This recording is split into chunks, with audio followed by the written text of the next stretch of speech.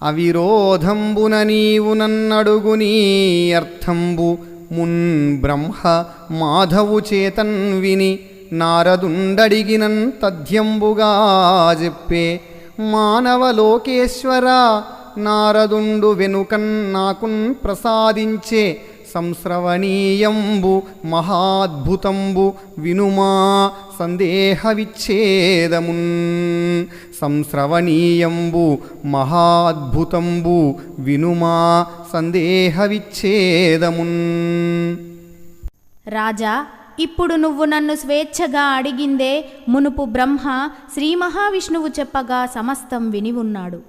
అతడు అది చెప్పమని అడిగిన నారదుడికి అతడు విన్నది విన్నట్లుగా ఉపదేశించాడు. ఆ తర్వాత దాన్ని నారదుడు నాకు అనుగ్రహించాడు. ఈ అంశం పరమాద్భుతంగాను